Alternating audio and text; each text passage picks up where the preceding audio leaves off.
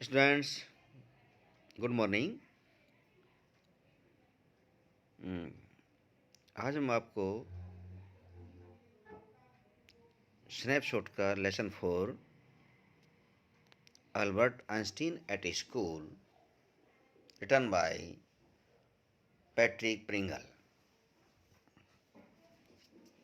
Line to line explain करेंगे। आप देख रहे हैं इस लेसन में अल्बर्ट आइंस्टीन के बारे में समझाया गया है। महान वैज्ञानिक हुए हैं अल्बर्ट आइंस्टीन। चलिए शुरू करते हैं।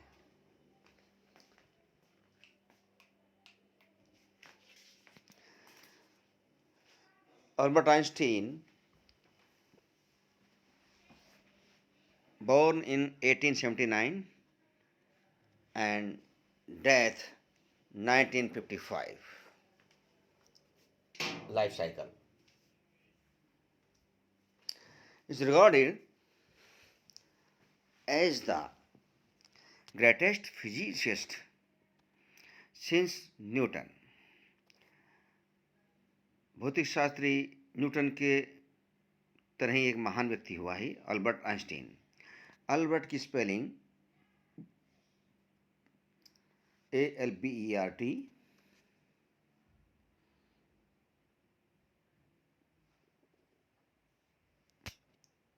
EINSTINE।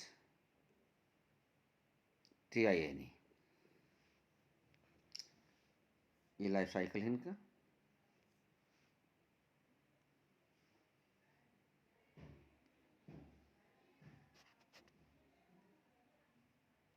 ओके, तो फिजिसिस्ट जो भौतिक शास्त्री भौतिक वैज्ञानिक न्यूटन था भौतिकी का, ठीक उसी तरह ये भी फिजिसिस्ट था। उस जैसा ये ग्रेटेस्ट महान था व्यक्ति अल्बर्ट आइंस्टीन। उन्हीं तरह से इसको भी रिगार्डेड किया गया है महान भौतिक वैज्ञानिक, महान greatest physicist PHYSICIST। Albert Einstein spelling note कीजिए ALBERT EINSTEIN। अल्बर्ट आइंस्टीन लिखते समय गलती ना हो। The young Einstein, the well known biographer Patrick Pringle described the circumstance which led to Albert Einstein's expulsion from a German school. तो German school में जब ये पढ़ाई कर रहा था उसके बारे में पैट्रिक प्रिंगल ने उनकी बायोग्राफी से ये हिस्सा लिया है। जो वो जर्मन स्कूल में पढ़ा करते, जब उन्होंने अपनी बायोग्राफी लिखी है तो उसी से हिस्सा लिया है। और इस लेसन को हम पढ़ने जा रहे हैं अल्बर्ट आइंस्टीन एट स्कूल। ये जर्मनी का स्कूल की बात है जब वो पहले पढ़ा करते। In what year Einstein asked the history teacher, did the Prussian defeat the French at Waterloo?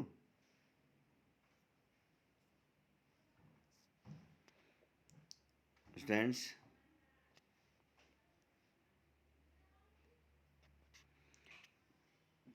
तो हिस्ट्री के टीचर पूछ रहे हैं आइंस्टीन से, ये भी छोटा बच्चा स्कूल में पढ़ रहा है जर्मन के स्कूल में।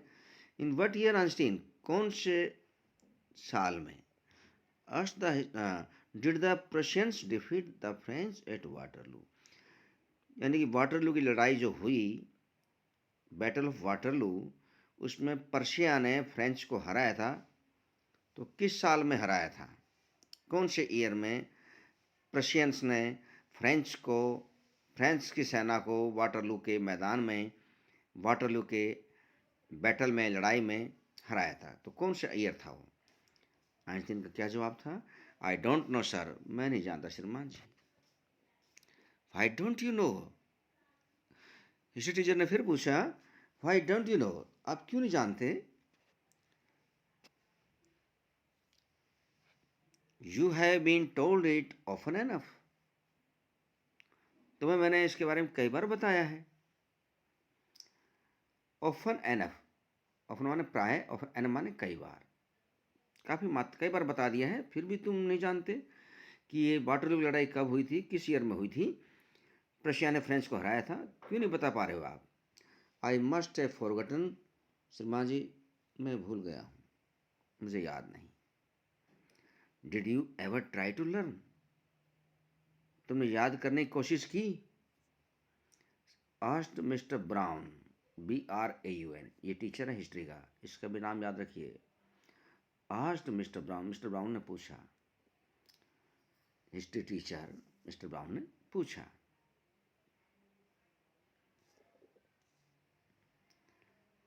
स्टूडेंट आइंस्टीन का क्या जवाब है? जब उन्होंने कहा ना कि भाई तुमने इसको याद करने की कोशिश की, याद करते तो हो जाता है ना भाई किस सन में कौन सी लड़ाई हुई। नो सर, आइंस्टीन सपाट जवाब दिया, नहीं सर मैंने याद करने की कोशिश भी नहीं की। Albert replied with his usual unthinking honesty, उसने बिना सोच समझे ईमानदारी से जवाब दे दिया, सर मैंने याद नहीं किया। वाई नॉट, तो क्यों याद नहीं किया? I can't see any point in learning dates, sir मैं नहीं समझता कि उन सब डेटों को याद रखा जाए। One can always look them up in a book, हर कोई आदमी बुक में डेटें लिखी हुई है उन्हें देख सकता है, जब चाहे बुक खोलो देख लो। तो डेटों को याद करना ही जरूर थोड़ी ना है, डेट्स को याद मत कीजिए, बुक से देख लीजिए, बस जो हो गया, घटना चलेगी, भूत में जा चुकी है, पास्ट में जा चुकी है, उनको क्या याद करना। तो मैं इसको उचित नहीं समझता sir. I can't see an point, मैं नहीं चाहता उनको बारे में ध्यान देना इन लर्निंग डेट्स, उन डेट्स को याद करना। One can always look them up in a book, प्रश्न आ सकता है। हिस्ट्री टीचर ने उनसे पूछा कि वाटरलू की जो बैटल हुई किस ईयर में हुई, तो आइंस्टीन का क्या जवाब था? उन्होंने पूछा कि भाई आपने इसको याद क्यों नहीं किया, तो आइंस्टीन ने क्या जवाब दिया? उनका ये जवाब था कि I can't see any point in learning dates, कि मेरा विश्वास नहीं डेटों को याद करने में, मैं नहीं चाहता कोई डेट याद करे। One can always look them up in a book, हर कोई आदमी चाहे बुक में देख सकता है, बुक में सब डेटें लिखी हुई है, किस डेट में कौन सी लड़ाई हुई, कब ख़त्म हुई, क्या कहानी है। तो मैं उन लड़ाई को कितनी डेट्स याद करूँ sir? Mister brown, brown history teacher है, या फिर आया ब्राउन का जिक्र, BRAUN, आइंस्टीन स्पेलिंग याद हो गई, ALBERT, Albert, EINSTEIN, Einstein, EINSTEIN, was speechless for a few months, तो मिस्टर ब्राउन वॉज स्पीचलेस, यानी कि अवाक रह गए जब आइंस्टीन का जवाब सुना। फॉर ए फ्यू मोमेंट्स, कुछ क्षण तो देखते रहिए क्या जवाब दे रहा है, कि मैं नहीं चाहता ये डेटों को याद करे कोई, इनके याद करने की जरूरत ही नहीं है। यू अमेज मी आइंस्टीन, तूने मुझे हैरान कर दिया Einstein. He said at last, अंत में उन्होंने कहा, don't you realise that one can always look most things up in books, तुम ऐसा क्यों नहीं महसूस करते कि भाई हर आदमी बुक से देख सकता है इन चीज़ों को। That applies in all the facts you learn at school, ये सब चीज़ें बुक्स में है, फिर स्कूल में किस लिए आते हो? सब बुक में देख लो, स्कूल में आने का मकसद क्या है?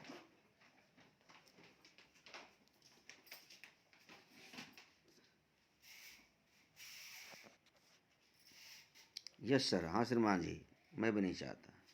Then I suppose you don't see any point in learning facts, तो इसका मतलब मेरा मानना है कि तुम चीज़ों को याद करने पर विश्वास नहीं करते। फ्रैंकली सर आई डोंट, स्पष्ट रूप से सर बिल्कुल मैं ये कहता हूँ कि याद मत कीजिए, उन्हें समझिए, सेड अल्बर्ट आइंस्टीन ने कहा। Then you don't believe in education at all, तो तुम्हारा इस शिक्षा में भी कोई विश्वास नहीं है, जो हम पढ़ा रहे हैं सब बेकार है, इस एजुकेशन में आपका कोई बिलीव नहीं, स्कूल में जो बच्चे पढ़ने आ रहे हैं, शिक्षा लेने आ रहे हैं, ये सब बेकार है। ओह यस सर, हाँ श्रीमान जी बिल्कुल ठीक है, आई डू, मैं ऐसा समझता हूँ। I don't think learning fact in education, मेरा ये मानना है कि शिक्षा में चीज़ों को याद करना ठीक नहीं। स्टूडेंट आइए आगे देखते हैं लेसन का second part. In that case, उस स्थिति में, said the history teacher with heavy sarcasm, या सरकाज्म का मतलब है व्यंग करना, हैवी माने भारी, काफ़ी व्यंग किया उन्होंने टीचर ने उसके ऊपर। Perhaps you will be so kind as to tell the class the Einstein theory of education, तो टीचर ने आइंस्टीन से कहा तो बेटा जी फिर यहाँ आओ और तुम ही क्लास को आइंस्टीन का एजुकेशन थ्योरी समझा दो कि भाई आइंस्टीन की एजुकेशन थ्योरी क्या कहती है शिक्षा के बारे में। अल्बर्ट फ्लस्ट, फ्लस्ट शब्द का मतलब है शर्म से लाल हो जाना। फ्लस्ट, शर्म से लाल हो जाना।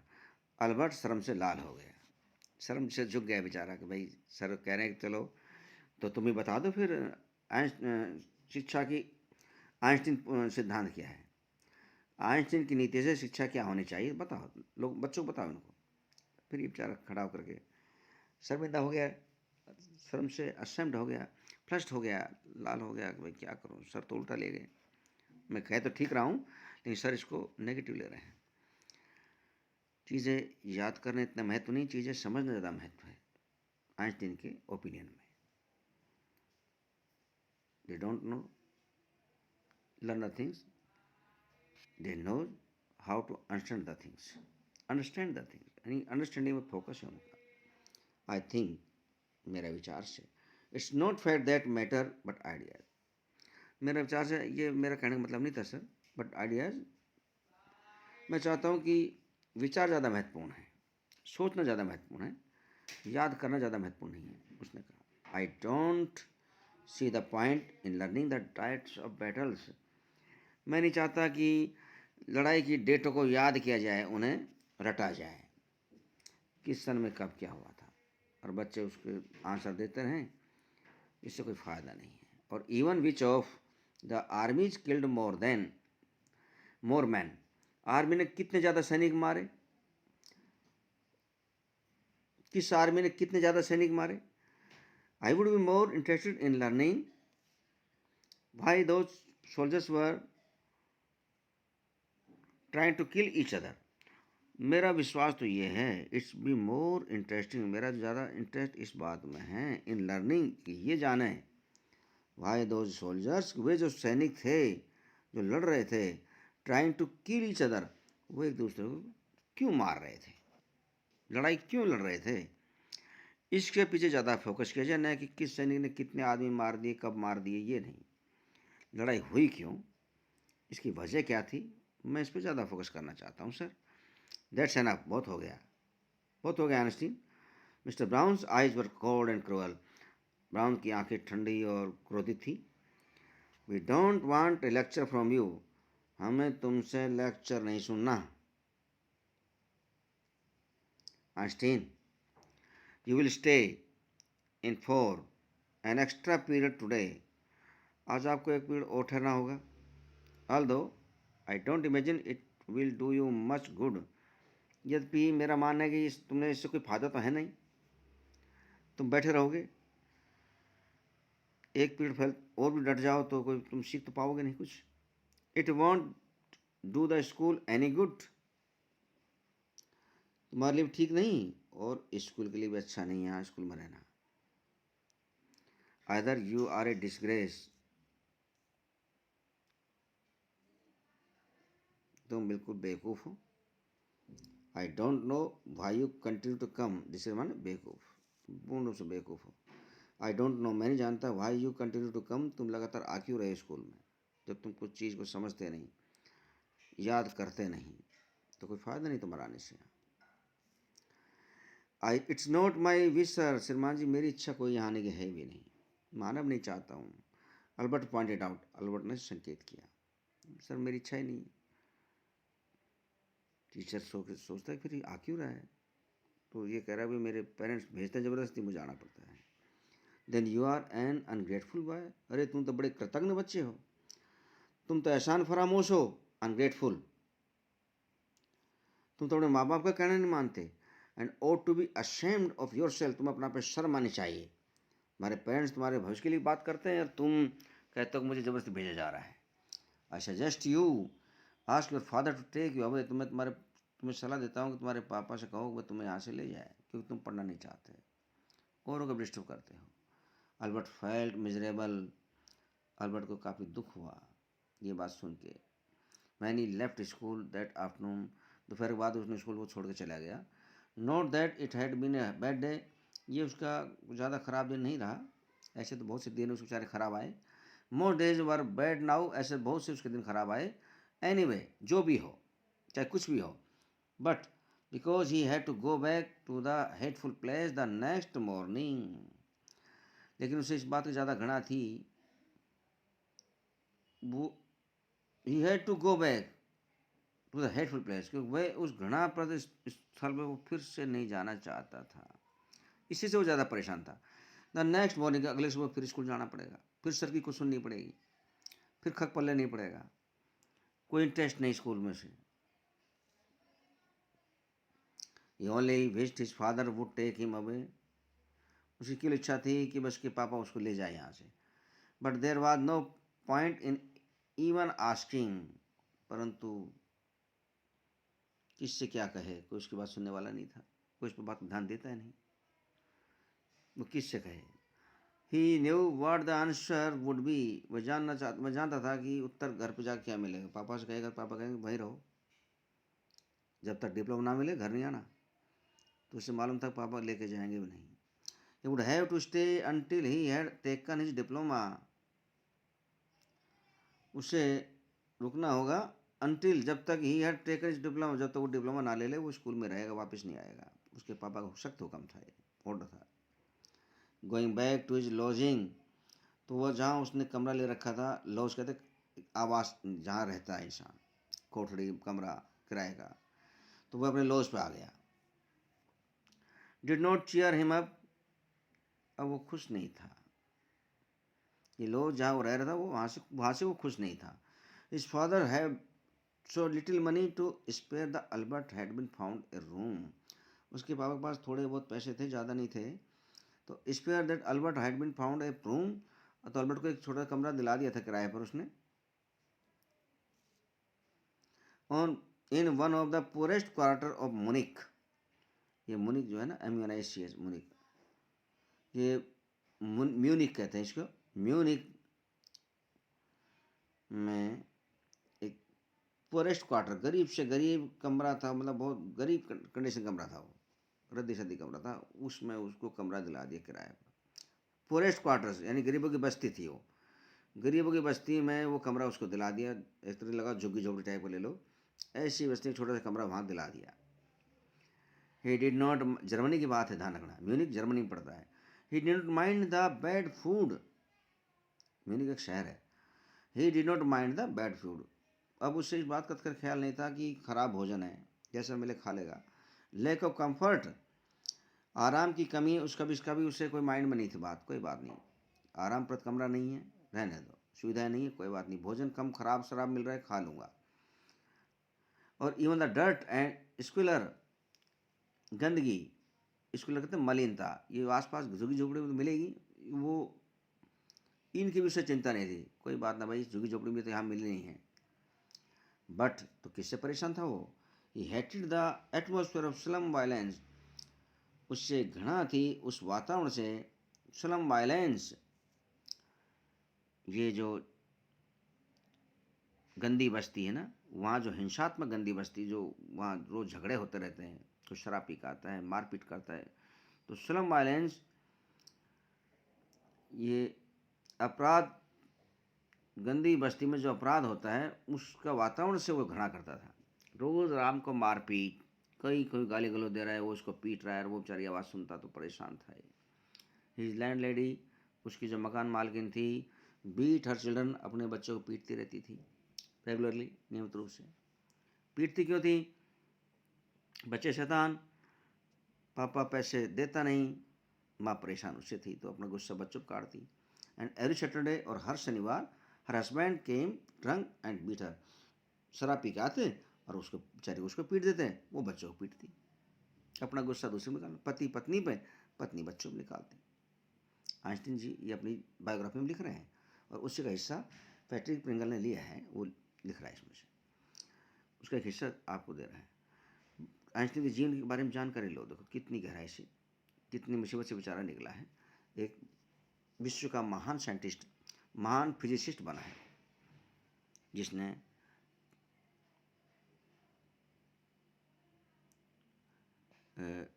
सापेक्षवाद का सिद्धांत, थ्योरी ऑफ रियलिज्म दिया है उसने। But at least you have a room of your own, परंतु तुम्हारे पास तुम्हारा खुद का कमरा तो है भाई, which is more than I can say, जो बहुत काफ़ी अच्छा है, दैट आई कैन से, मेरा ये कहना है। सेड यूरी, अब यूरी एक अलग पात्र आ गया, यूरी उसका फ्रेंड है भाई, यूरी आइंस्टीन का दोस्त है, दोनों साथ पढ़ते हैं। When he called round in the evening, तो शाम के समय उसने यूरी को बुलाया और उससे बात हुई है। तो यूरी का तुम्हारा कमरा है, ठीक कमरा है, कोई परेशानी नहीं है, रह जाओ इसमें। At least you live among civilised human beings, तो ये कह रहा है यूरी से, अरे तुम सभी व्यक्तियों के बीच में तो रहते हो, मैं तो ऐसे लोगों के बीच में रहता हूँ जहाँ झगड़े रोज होते हैं, जहाँ स्लम वायलेंस रहता है हमेशा। Even if they are all poor students, यदि वे सब गरीब विद्यार्थी, लेकिन तुम फिर भी सिविलाइज्ड ह्यूमन बींग्स तो हो, सिविलाइज्ड सब लोगों के बीच में रहते तो हो, आइंस्टीन ने कहा। They are not all civilised, तो दोस्त क्या जवाब दे रहा है, उसे ध्यान दो। दोस्त कह रहा है कि भाई ठीक है, वे भी सब नहीं है, सबके सब। यूरी वाई यू आर है, यूरी ने उत्तर दिया, यूरी दोस्त है, फ्रेंड है। Did you not hear that one of them was killed last week in a duel, तुम्हें नहीं सुना कि पिछले सप्ताह एक ड्यूएल कहते हैं द्वंद्व, एक तरह से एक खेल है, खेल में किसी ने एक व्यक्ति को मार दिया था, ड्यूएल के खेल में मार दिया था। And what happens to the one who killed him, फिर आइंस्टीन ने पूछा, अच्छा उसके साथ क्या हुआ जिसने मारा था उसको, क्या उसे सजा हुई? नथिंग ऑफ कोर्स, नहीं कुछ नहीं हुआ उसको। He is even proud of it, बल्कि उसे तो और घमंड और हो गया। His only worry is that the authorities have told him not to fight any more duels, बस उसे तो एक चिंता थी कि जो अधिकारी गण थे उन्होंने बताया कि अब आगे से वो लड़ाई नहीं लड़ेगा ड्यूएल्स के ऊपर, उस पर प्रतिबंध लगा दिया था, तो इससे लेकर बड़ा चिंतित था कि मेरा खेल बंद करा दिया। ही इज अपसेट, अब वो अपसेट है about this because he has not single scar on his face to wear, उसे एक बात का और भी अफसोस है, मलाल है, इस बात से परेशान है कि उसके सिंगल स्कार, एक भी धब्बा नहीं है, एक भी चिन्ह नहीं है ऑन हिज फेस, चेहरे पर, to wear for the rest of his life as a badge of honour, लोगों को दिखा देगा देखो मैंने झगड़ा किया और मेरे शरीर पर ये चिन्ह बना हुआ है, किसी ने मुझे मारा हो, और बोलो सिंगल स्कार भी इसके चेहरे पर नहीं दिखता, कोई खरोंच भी नहीं है चेहरे पर, ताकि दिखा दे कि झगड़ा तो रोज़ करता है लेकिन चेहरे पर खरोंच नहीं आई उसके पे, तो वो उससे इस बात का दुख है कि यार मेरे चेहरे पर खरोंच नहीं है, वरना लोग दिखाऊँ ये जब मैं झगड़ा किया था तो ये पिटाई हुई थी मेरी, यहाँ निशान पड़ गया है। वो इस बात से थोड़ा चिंतित है और अथॉरिटी ने उसका ये ड्यूएल बंद करा दिया है, बस इन दो बात से चिंतित है, बाकी किसको मार दिया जान से उसको इसका कोई मलाल नहीं, वो तो खुश और होता है कि मैंने बहादुरी काम कर दिया है। ओह एक्सक्लेम्ड अल्बर्ट ने आश्चर्य किया, and these are the student, देखो क्या स्टूडेंट है। Well you will be student Monday, ठीक है तुम भी एक दिन स्टूडेंट बनोगे, यूरी ने कहा तुम भी स्टूडेंट बनोगे एक दिन। नेक्स्ट पैराग्राफ चलते हैं प्यारे बच्चों। आई डाउट इट, आइंस्टीन कहता है मुझे डाउट है भाई, मुझे संदेह मैं बन पाऊंगा नहीं स्टूडेंट। अच्छा अल्बर्ट ग्लूमली बड़े दुख से कहा, ग्लूमली कहते विषाद दुख से कहा, I don't think I will ever pass the exam, मैं नहीं जानता कि I will ever pass the exam, मैं परीक्षा पास भी कर लूँगा, for the school diploma, school का डिप्लोमा मुझे मिल ही जाएगा, मैं पास ही नहीं कर पा रहा हूँ, कोई पढ़ाई समझ में नहीं आ रही। He told his cousin Elsa, उसकी चचेरी बहन एल्सा है, ये एक अलग पात्र आई है। कौन है एल्सा? Einstein cousin sister. तो उसने एल्सा को बताया। द सेम नेक्स्ट टाइम, अगले दिन शी केम टू म्यूनिक, तो म्यूनिक आई हुई थी, तब उसको बताया कि मैं पढ़ाई नहीं कर पाऊँगा। Normally she lived in Berlin, साधारणतः वो बर्लिन में रहती है, वो म्यूनिक में आ गई थी एल्सा मिलने के लिए। Where her father had a business, और बर्लिन में उसके पापा का बिजनेस भी है। आई एम श्योर, मुझे पक्का विश्वास है, you could learn enough to pass the exam, तुम जरूर परीक्षा पास कर लोगे Albert, if you tried, Albert तुम यदि मेहनत करते हो तो, ये उसकी बहन कह रही है भाई, शी सेड, उसने कहा मेहनत करोगे तो जरूर परीक्षा पास कर लोगे। I know lots of boys who are much more stupid than you. मैं जानती हूँ कि बहुत सारे बच्चे जो तुमसे भी ज़्यादा मूर्ख है वो भी परीक्षा पास कर गए। तुम परीक्षा पास क्यों नहीं कर पाओगे? तुम उनसे ज़्यादा अच्छे हो। Why get through? तो तुम क्यों नहीं? They say you don't have to know anything. वो कहते हैं कि तुम्हें ज़्यादा कुछ जानने की ज़रूरत नहीं है, बस रट लेना है, पास हो जाओगे। ज़्यादा कुछ जानकारी ज़रूरत नहीं है, क्यों हुआ कैसे हुआ, और बस तुम तो जो चीज़ें पढ़ लो पुस्तक रट ले रहो, पास हो जाओ, पेपर दे दो। You don't have to understand, तुम्हें समझने की ज़रूरत नहीं है भाई, बट यू आर टोल्ड, जो तुम्हें सिखाया है उसे याद कर लो, बस इतना ही काफ़ी है। Just be able to repeat it in the exam, और सबको एग्जाम में सबको रिपीट कर देना, तो पास हो जाओगे। दैट द होल ट्रबल, अरे यही तो परेशानी, आइंस्टीन ने कहा। आई एम नो गुड, कि भाई रट्टा भी मेरी अच्छी नहीं है। I am no good at learning things by heart, भाई मैं उन्हें रटना नहीं चाहता दिल से, मेरा दिल नहीं कहता मैं उनको रटूँ, उन चीज़ों का मैं सीखूँ, मतलब मैं रट्टा पीसूँ, मेरा विश्वास नहीं है। You don't need to be good at it, तुम्हें आवश्यकता नहीं है to be good at it, इतना सा सोचने की। Anyone can learn like a parrot, हर कोई पैरट तरह रट लेता है। यू जस्ट डोंट ट्राई, तुम्हें कोशिश क्यों नहीं करनी चाहिए। And yet I always see you with a book under your arm, और मैंने हाल ही में देखा कि तुम बुक को अपनी बगल में दबाए घूमते रहते हो लेकर के। एडिड एल्सा, एल्सा ने कहा। What is the one you are reading, तो तुम वो पढ़ क्या रहे थे फिर, जब तुम्हें पढ़ने का शौक नहीं है तो। ए बुक ऑन जियोलॉजी, मैं जियोलॉजी पुस्तक पढ़ रहा हूँ। जियोलॉजी मतलब है भूगर्भ विज्ञान, पृथ्वी के बारे में जानकारी, जियोलॉजी। रॉक्स एंड थिंग्स, चट्टान और बहुत सारी वस्तुएं, उनके बाद जानकारी ले रहे हो। डू यू लर्न दैट, तुम उनकी जानकारी लेना चाहते हो क्या। नो नहीं, we have hardly any science at school, अरे हमारे स्कूल में तो साइंस है ही नहीं, मुश्किल से कुछ भी नहीं साइंस, इस स्कूल में साइंस ही नहीं है, और मैं साइंस का शौकीन हूँ। Then why are you studying it, फिर तुम इसका अध्ययन क्यों कर रहे हो जियोलॉजी, जब साइंस ही नहीं है तो। बिकॉज आई लाइक इट, क्योंकि सिस्टर मुझे पसंद, जियोलॉजी अच्छी लगती है, इसमें साइंस है, विज्ञान है।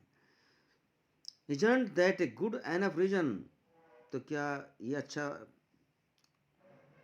पर्याप्त कारण नहीं है कि तुम्हारी रुचि है। एल्सा साइड, एल्सा ने आहा, you are right of course, तुम ठीक कह रही हो निसंदेह अल्बर्ट, शी सेड, उसने कहा। But it won't B help with your diploma, लेकिन तुम्हारे ये डिप्लोमा, ये तुम्हारी बुक तुम्हारी मदद नहीं करेगी। तुम अपनी वही बुक पढ़ो जो तुम्हारी पढ़ने की है, इस बुक से तुम्हें डिप्लोमा कोई फायदा नहीं होने वाला, तुम पेपर में कोई काम नहीं आएगा, ये समय खराब कर रहे हो। Apart from books on science his only comfort was music, तो साइंस की बुक के अलावा आइंस्टीन को म्यूजिक में भी शौक था, उसे कम्फर्ट में आनंद मिलता था। And he played his violin regularly, और अपनी वायलिन को नियमित रूप से बजाता रहता था वो लगातार। Until landlady asked him to stop, जब तक उसके मकान मालिक उसे रोकने के लिए ना कहे, वो वायलिन बजाता रहता था। यानी कि साइंस की बुक का शौक था उसे, उससे आनंद, एक म्यूजिक में भी वो वायलिन बजाने का बड़ा शौकीन था। Played his violin regularly, daily बजाता था, और कुछ देर से आनंद लिया करता, तो वो कमरे बैठे बैठे बजाता था वायलिन को। तो लैंड लेडी यानी कि मकान मालकिन जिसके कमरे में रहता था किराए पे, उसने कहा रोक दो इसको, जब तक तो वो बंद ना करवाते इतना बजाता रहता था उसको। That wailing gets on my nerves, इसने मेरे सर में दर्द करके रख दिया है, तुम्हारी वायलिन ने मेरे सर में दर्द कर दिया है, मेरी नसें फटी जा रही है, शी सेड, उसने कहा। There is enough noise in this house, इस घर में पहले ही बहुत शोर होता है बच्चों का, तू और शोर बढ़ा रहा है। विद ऑल द किड्स हाउलिंग, ये बच्चे कितना शोर करते हैं, ऊपर से तेरी वायलिन, परेशान हो गई हूँ मैं। Albert was tempted to point out that most of the time it was she who made them howl. Albert बताना चाहता था उसको, the most of the time it was she made them whole, कि वो खुद औरत ऐसी है जिसकी वजह से शोर होता है, ना कि आइंस्टीन से शोर होता है। बट डिसाइडेड, कि वो चाहता था कि जो शोर हो रहा है बच्चों का, वो बच्चों को पीटने पर शोर होता है, और वो औरतें पीटती है तो वो बच्चे शोर मचाते हैं, लेकिन किससे कहे, अब बेचारा किराएदार टेनेंट है वो। तो but decided it was better to say nothing, तो उसने सोच लिया कुछ मत कहो, कोई बात ना भाई, बक लेने दे इसको। तो it was better to say nothing, और उसने कुछ ना कहना है उचित समझा। I must get away from here, मुझे यहाँ से चले जाना चाहिए। ही टोल्ड यूरी, उसने अपने दोस्त यूरी से बताया कि भाई मैं तो यहाँ से जाना चाहता हूँ। After 6 months alone in Munich,